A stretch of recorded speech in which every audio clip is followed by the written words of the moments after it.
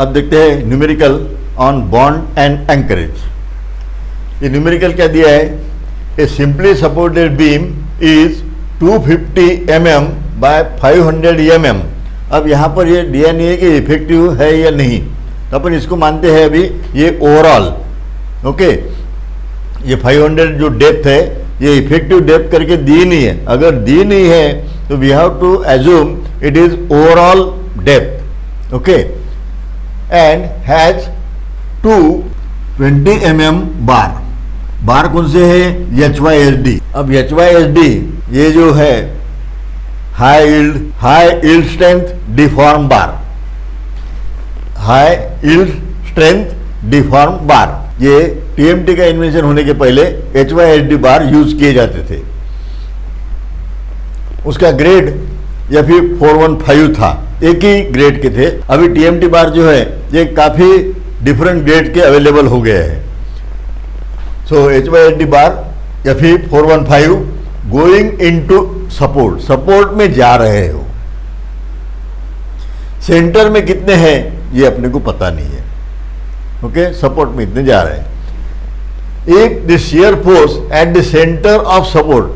अब सेंटर बोले तो बीम का सेंटर नहीं, सेंटर ऑफ सपोर्ट, यानी शियर फोर्स मैक्सिमम सपोर्ट पे होता है। और same value is given 110 kilo newton at working load. ये भी दिया है, वर्किंग लोड पे है ये। अपने को चाहिए डिजाइन लोड, अल्टीमेट लोड। ये अल्टीमेट लोड नहीं है, ये अल्टीमेट शियर फोर्स नहीं है, ये यहाँ पर क्लियर किया गया है।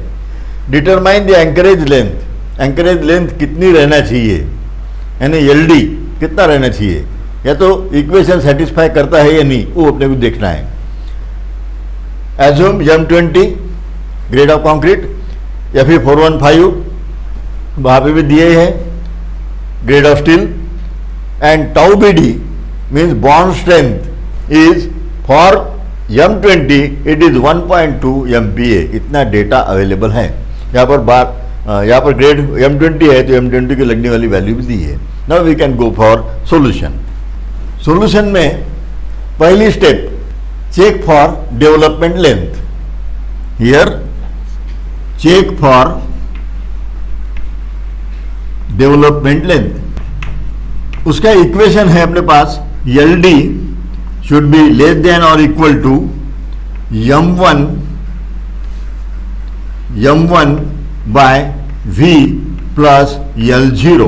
ये बेसिक इक्वेशन है। ये बीम सिंपली सपोर्टेड दी है। अब सिंपली सपोर्टेड पे जो सपोर्ट है वहां पर रिएक्शन और लोड ये कंप्रेसिव नेचर का होता है। जब कैंटिलीवर बीम रहेंगी तो अपने को ये प्लेन इक्वेशन यूज करना है।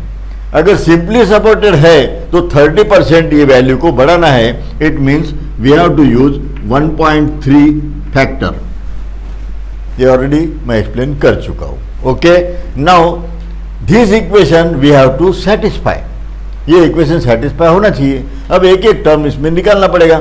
तो पहले लेफ्ट साइड से स्टार्ट करते हैं। LD means development length, and it is equals to that we know 0.87 Fy phi and divide by 4 tau BD। Okay, अब इस इक्वेशन में Fy 415, phi 20 mm, 4 no problem, tau BD की value दी है।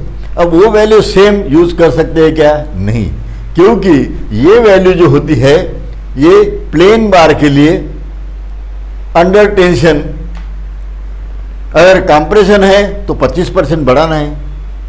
Okay, यहाँ compression करके तो दिया नहीं है, बार इज इन कंप्रेशन वगैरह, तो उसको नहीं लेंगे। लेकिन डिफॉर्म बार अगर है तो 60% बढ़ाना होगा। Therefore tau BD is equal to 60% से बढ़ाना मतलब 1.6 से मल्टीप्लाई करना होगा, and it is multiply by 1.2 जो दी है उसको 60% बढ़ाना है, क्योंकि बार डिफॉर्म है। ओके, अब इसको सॉल्व कर सकते हैं, या तो फिर ऐसे ही रखो, ये इक्वेशन में पुट कर देंगे। y डिफॉर्म बार्स ये दिया है, HYS दिया है, डिफॉर्म बार होते हैं, है ना, deform bar. Now we can put values in this equation.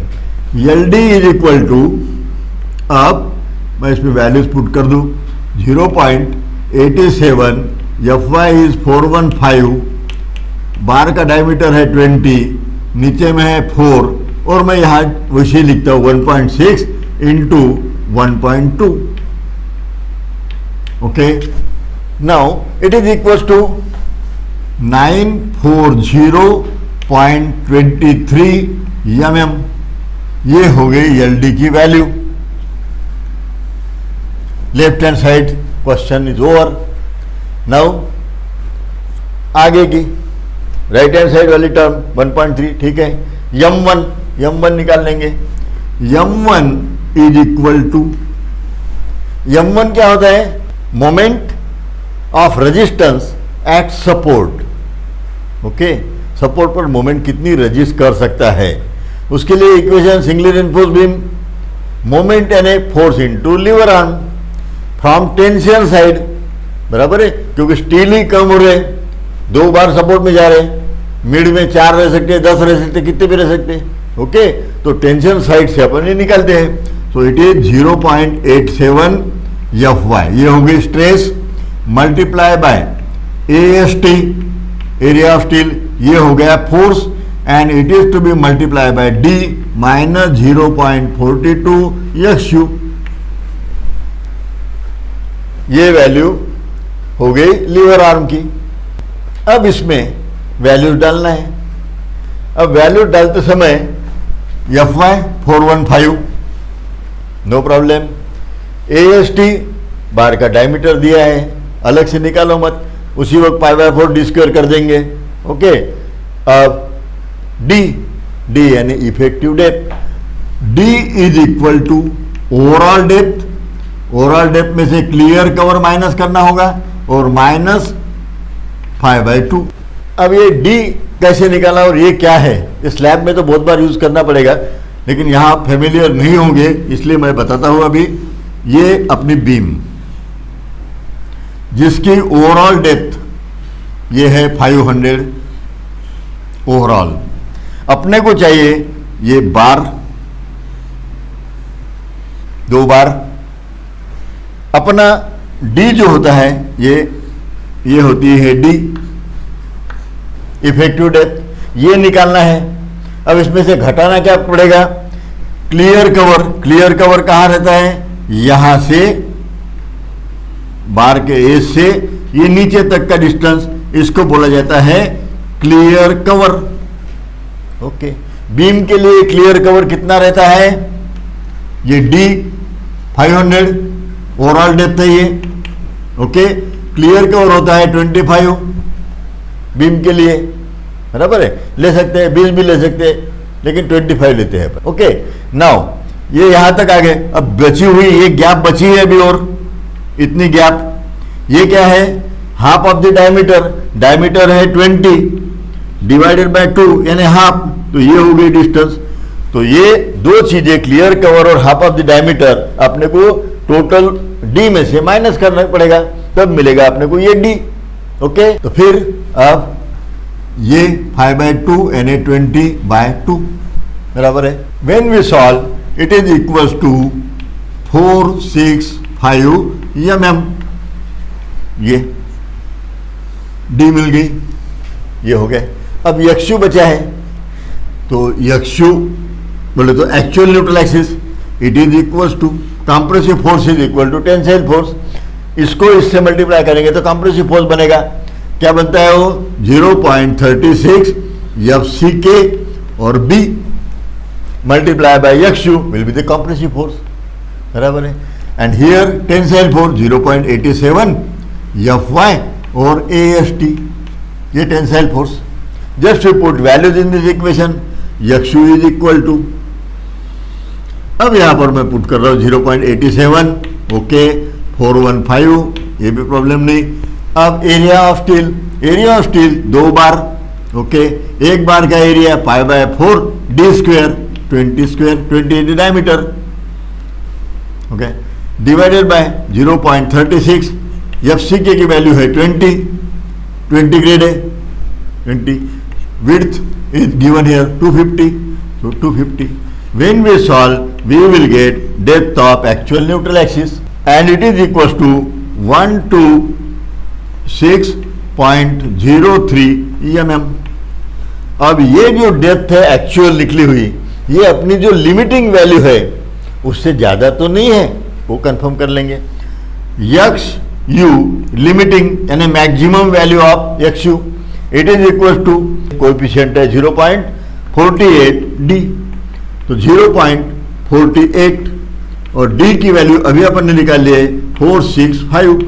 Okay, when we solve we will get the value 223.2 mm. ये हो गई यक्षु लिमिटिंग. अब यहाँ अपने को ये तो पता चल गया यक्षु इज लेस देन यक्षु लिमिटिंग, बराबर है. लिमिटिंग की वैल्यू 223.2, इससे ये वैल्यू कम है, हो गया. ये मैक्सिमम वैल्यू है. ओके, इसके ऊपर नहीं आना चाहिए थी, ये अपन ने चेक कर लिया. ओके, और दूसरी ये चीज है कि ये अंडर रेनफोर्स है, तो भी हो गया, ओवर रेनफोर्स होने नहीं चाहिए. Now we can put this values. अब यक्षु पता चल गया, सारे पता चल गए, we can operate this equation. Now m1 is equal to, अब उसमें वैल्यूज पुट करते हैं 0.87 पहली वैल्यू, दूसरी है FYNA 415, ये भी हो गया. देन AST अपन ने अलग से निकाला नहीं है, ठीक है, 2 बार π/4 और 20 स्क्वेयर ऐसे लिख देंगे AST, मल्टीप्लाई बाय D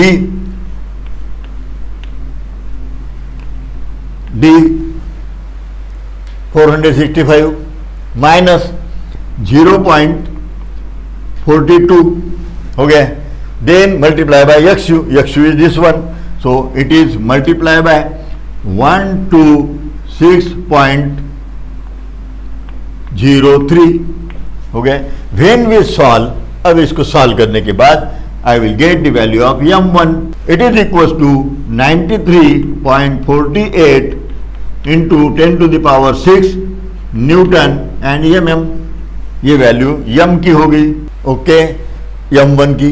अब m1 की वैल्यू भी चल गई, पता चल गई. v तो पता है, दिया है सीधा. v इज इक्वल टू कितना दिया है यहाँ पर, v 110, so 110 into 10 to the power 3 newton. लेकिन अपने को चाहिए VU.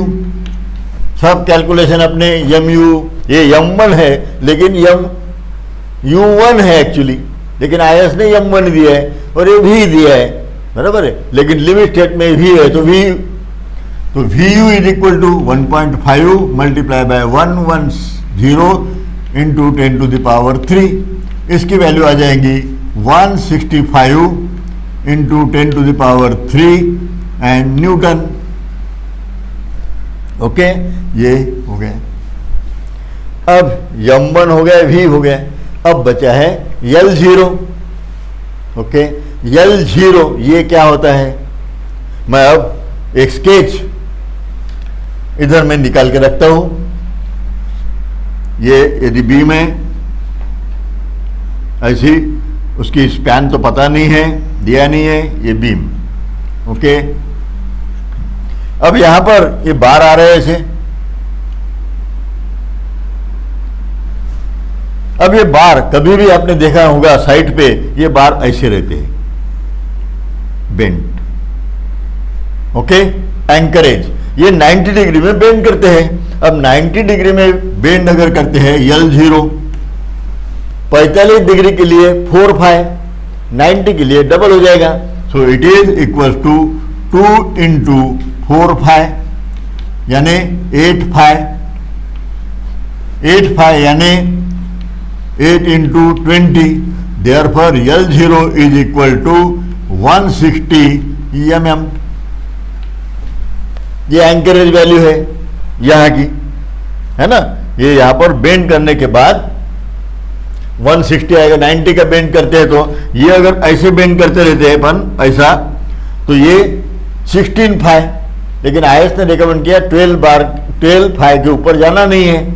ओके, तो 12 फाइ तक ले सकते हैं, तो बार को लेकिन अपने को ऐसे बेंड करना पड़ेगा, फिर ये थोड़ा कॉम्प्लिकेटेड होता है, इसलिए 90 डिग्री में बेंड करना आसान है, तो ऐसे अपन 90 डिग्री में बेंड कर देते हैं। ओके, तो उसका ये L0 हो गया। सारी वैल्यूज हो गई। अब अपन देख ये वैल्यूज पुट करके आंसर निकालने की कोशिश करते हैं। Okay, so here left hand side में LD की वैल्यू अपने पास में अवेलेबल है, ये है 940.23। Okay, mm less than equal to m1 की वैल्यू 1.3, m1 की वैल्यू अपन ने अभी निकाली है, that is equal to 93.48 into 10 to the power 6 divide by v की वैल्यू vu की 165 into 10 to the power 3 plus L0 की वैल्यू अपन ने अभी यहाँ पर निकाली है ये, so it is equal to 160। When we solve we will get here 896.5 mm और ये है अपना 940.23 mm। अब इसको ऑब्जर्व करेंगे तो ये मैच हो रहा है क्या? नहीं, इससे ये वैल्यू कम आना चाहिए, लेकिन वैसे नहीं हो रहा है, so I can say it is not okay. Okay नहीं है ये। अब इसको ओके करना है। ओके करने के लिए ये वैल्यू एक तो बढ़ाओ या तो इसको घटाओ।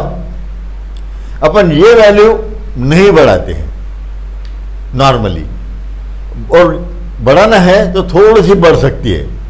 ओके, थोड़ी, तो उसको पहले देख लेंगे। ओके, कितनी बढ़ सकती है ये वैल्यू, बराबर है, ये इसको इक्वल करने के लिए है ना। दो अल्टरनेटिव है, एक L0 को बढ़ाओ,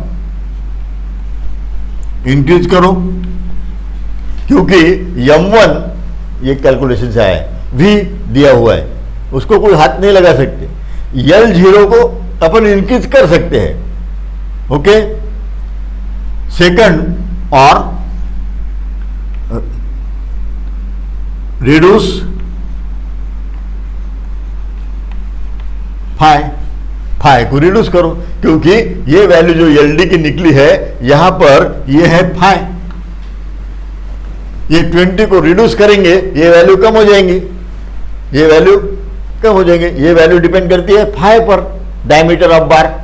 ओके, वो 20 दिया है, वो सुटेबल नहीं है, तो अपन उसको कम कर सकते। दो अल्टरनेटिव अपने पास में डिजाइन में है अभी। तो पहला अल्टरनेटिव L0। ओके, तो L0 की वैल्यू 160 तो है। अब उसको ये जो बार मैंने यहां तक किया है, क्यों ना इसको थोड़ा सा एक्सटेंड करो, ऊपर लेके जाओ। Okay, so here 940.23 minus 896.5 is equal to 43.73 mm। अगर मैं 43.73 ये बार की लेंथ अगर बढ़ा दूं इधर में, तो ये दोनों वैल्यूज फिर ये इक्वल हो जाएंगे, ये इसका मीनिंग है। ओके, अब इसको राउंड अप करता हूं मैं, है ना। So increase length of bar by 50 mm, है ना। इतना कैसा करेंगे? 50 mm। तो फिर ये यहां तक तो बेंड दे दिया था, अब मेरे को ये बार थोड़ा एक्सटेंड करना है। ओके, और उतनी मार्जिन अवेलेबल है, ये 500 है, बराबर है, और 5 mm 500 है, 50 mm तो बढ़ाना है। Okay, so this length I can increase by 50 mm। ये लेंथ जो है मैं इधर बताता हूं, अपने को 50 mm से बढ़ा दो। अगर ये 50 mm से बढ़ गई ये लेंथ, तो फिर ये वैल्यू से ये वैल्यू ज्यादा हो गई, इसमें 50 बढ़ा दो, ऐसे हो रहा नहीं, 50 बढ़ गई। अब 50 अगर बढ़ गए यहां पर, तो I can write here equal to 0.5 तो रहेगा, ये 6, 4 and 9। 50 बढ़ गई तो ये हो गई अभी वैल्यू अपने पास 946.5, इससे ये वैल्यू ज़्यादा है और सेटिस्फाई हो गए, बराबर है। ये एक अल्टरनेटिव यूज कर सकते। दूसरा अल्टरनेटिव क्या है, डायमीटर बढ़ा दो, कम कर दो, फाई की वैल्यू कम करो। फाई की वैल्यू 20 की जगह अगर कम कर दिए तो ये वैल्यू नेचुरली ड्रेस्टिकली नीचे आ जाएंगी। ओके, सो हियर और take phi is equal to, मैं एग्जांपल ले रहा हूं 12 mm, ये 12 mm का बार कर दो। पहले कितना दिया था, 20 का। अगर 12 करते हैं तो फिर नंबर ऑफ बार कितने लगेंगे, ओके, कितने बार लगेंगे, यहां पे 2 बार है तो अपने को बार बढ़ाना पड़ेगा, और क्या है, बाकी कुछ नहीं। तो नंबर ऑफ बार इसकी जरूरत नहीं है। Number of bars of 12 mm, 12 mm के कितने बार लगेंगे। अब अपने को ये पता है एरिया ऑफ टोटल बार कितने बार है, 2।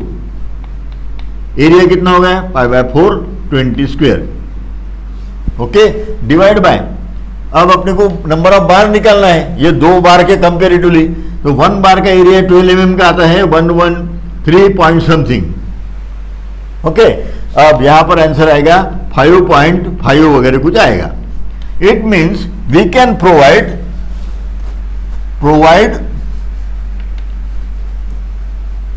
12 mm 5, 6 नंबर, 5.5 तो प्रोवाइड कर नहीं सकते, 6, तो 20 mm के 2 बार यहां पर दिए हैं, इसके जगह 6 बार प्रोवाइड करो, सेंटर में भी बढ़ा दो, नंबर ऑफ बार बढ़ जाएंगे, okay.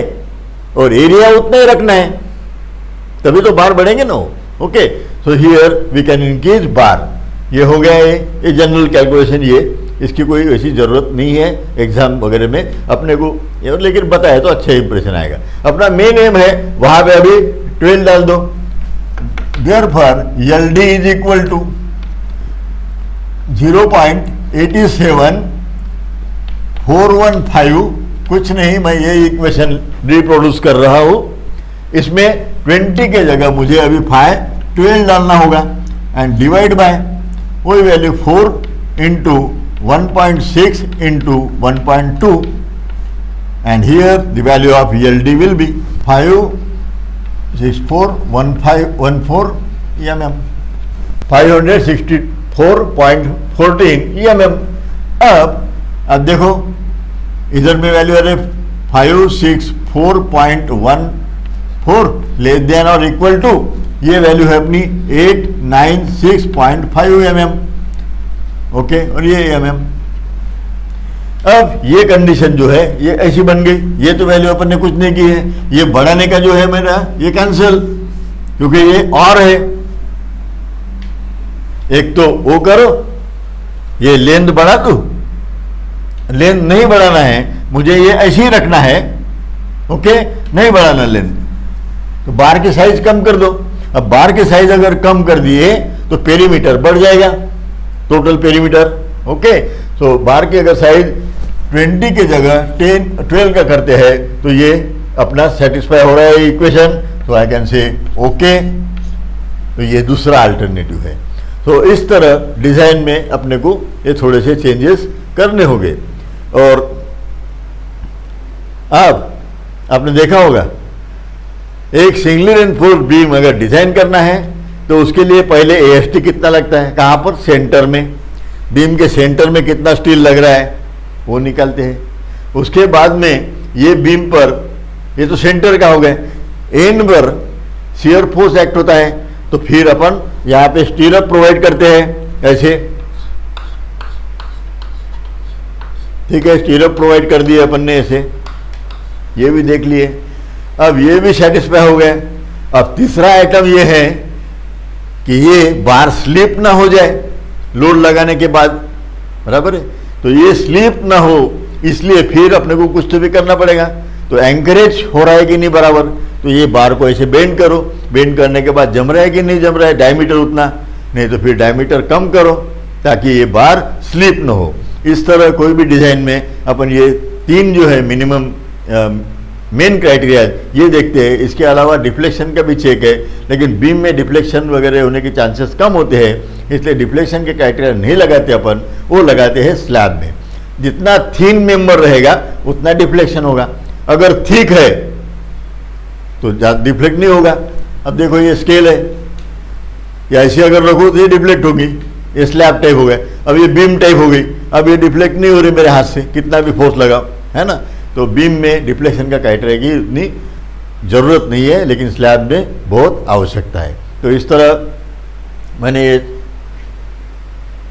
Single reinforce, double reinforce, T beam, L section, उसके बाद में शियर रेनफोर्समेंट, बॉन्ड, यहाँ तक मैंने अभी एक्सप्लेन किया है। ये जो न्यूमेरिकल है ये आइडियाज़ क्लियर करने के लिए सफिशिएंट है। इसके अलावा दूसरे एक इसमें बन सकता है नोट्स में अवेलेबल है, वो ये है कि मैंने एक बताया था कि ये जो इक्वेशन है ये इक्वेशन के अलावा यहाँ के सेंटर की मोमेंट अगर पता है, और सेंटर में मान लो 10 बार है, ओके, यहाँ पे 5 बार है, ओके, तो इसकी मोमेंट रेजिस्टिंग कैपेसिटी कितनी होगी, हाफ होगी। ये 10 बार जो मोमेंट लेंगे, ये 5 बार वो हिसाब से लेंगे, बराबर है। तो ये 10 के ये 5 हो गए, बोले तो हाफ हो गए, तो मोमेंट भी हाफ हो गई, तो उतनी वैल्यू m1 की हाफ डाल देना है, ओके। यदि यहाँ 10 बार है, इधर में 3 बार है, तो मोमेंट यहाँ जितना ले रहा है वही मोमेंट यहाँ पे 30% लेगा, क्योंकि बार अपने 10 में से 3 हो गए तो 30% हो गए, बराबर है। वही m1 की वैल्यू रहेंगी। उसके लिए एक अलग से न्यूमेरिकल दिया हुआ है, उसको एक्सप्लेन करने की जरूरत नहीं है, सेम प्रोसीजर है। और ये जो बॉन्ड है, बॉन्ड का फेल्यूर ये सिंपली सपोर्टेड बीम में होने के चांसेस कम है। ये इतना दे दिए, एंकरेज दे दिए, नॉर्मली 20 के 2 बार वगैरह यहाँ पे दिया है ये सब आने के लिए, यानी ये नॉट होके आया तो फिर क्या करना ये समझने के लिए। लेकिन बार जो है ये नॉर्मली 12 mm 16 mm ऐसे प्रोवाइड करते हैं, तो सर्टिफाई हो जाता है। लेकिन जो सज्जा है, पोर्च है, कैंटिलीवर स्लैब, ओके, उसमें आपने देखा होगा पुराने मकान, आप अगर ऑब्जर्व करेंगे तो सज्जे जो है ये ऐसे पहले थे, कंस्ट्रक्ट करने के बाद 20-25 साल बाद वो सज्जे ऐसे हो गए, ये देखा होगा। तो बॉन्ड वहाँ पे कम गिर रहा है कंटिन्यूस लोड की वजह से, और वो स्लिप हो गया, बार स्लिप होने के वजह से ये सज्जा ऐसे था, ऐसे हो गया। तो कैंटिलीवर बीम में या कैंटिलीवर स्लैब, ये जो एलिमेंट्स है वहाँ पर बॉन्ड का सेटिस्फेक्शन ये जो है ये बहुत आवश्यक है। और कैंटिलीवर अगर है तो ये 1.3 जो है ये नहीं रहेगा, करो सेटिस्फाई, और ये इसका मीनिंग है ना। ये वैल्यू और कम हो जाएंगी ना, अपने को ये ज़्यादा चाहिए, 30% यहाँ पड़ा है, अब 30% यहाँ से हटा दिए तो ये वैल्यू और कम हो जाएंगी, तो अपनी सेफ्टी जो है ये बढ़ जाएंगी। देयरफॉर कैंटिलीवर स्लैब और कैंटिलीवर बीम में ये बॉन्ड का जो चेक है, ये check for development length is very much important, okay.